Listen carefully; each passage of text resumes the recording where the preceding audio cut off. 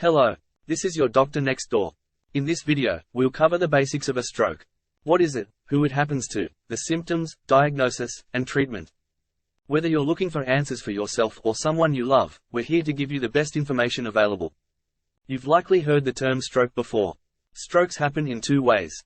In the first, a blocked artery can cut off blood to an area of the brain. And this is known as an ischemic stroke. 85% of strokes are of this type. The second type of stroke happens when a blood vessel can leak or burst. So the blood spills into the brain tissue or surrounding the brain.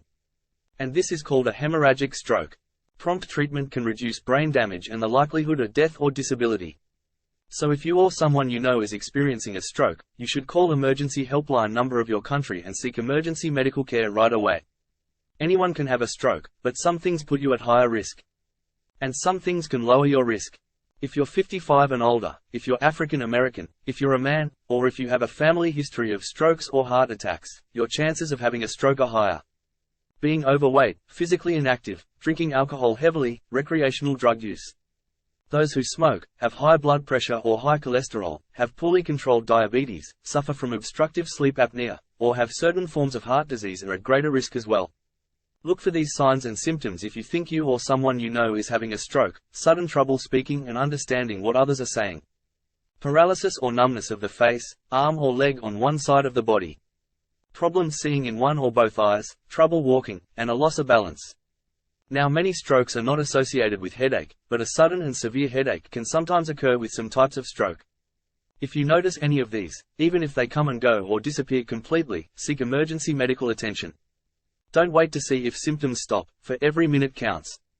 Once you get to the hospital, your emergency team will review your symptoms and complete a physical exam.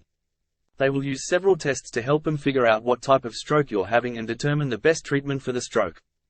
This could include a CT scan or MRI scan, which are pictures of the brain and arteries, a carotid ultrasound, which is a sound wave test of the carotid arteries which provide blood flow to the front parts of the brain, and blood tests. Once your doctors can determine if you're having an ischemic or hemorrhagic stroke, they'll be able to figure out the best treatment. If you're suffering an ischemic stroke, it's important to restore blood flow to your brain as quickly as possible, providing the oxygen and other nutrients your brain cells need to survive. To do this, doctors may use an intravenous clot-buster medicine, dissolving the clot that is obstructing the blood flow, or they may perform an emergency endovascular procedure. This involves advancing a tiny plastic tube called a catheter up into the brain arteries, allowing the blockage in the artery to be removed directly. Unlike ischemic strokes, the goal for treating a hemorrhagic stroke is to control the bleeding and reduce pressure in the brain.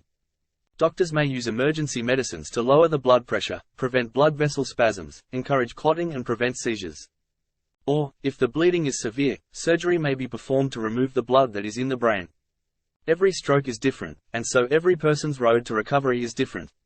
Management of a stroke often involves a care team with several specialties. This may include a neurologist and a physical medicine and rehabilitation physician, among others. Now, in the end, our goal is to help you recover as much function as possible so that you can live independently. A stroke is a life-changing event that can affect you emotionally as much as it can physically. You may feel helpless, frustrated, or depressed. So look for help and support from friends and family. Accept that recovery will take hard work and most of all time. Strive for a new normal and remember to celebrate your progress. Thanks for watching. That's all for this video. See you in next video. Don't forget to like, share and subscribe to my channel. Be aware and save lives.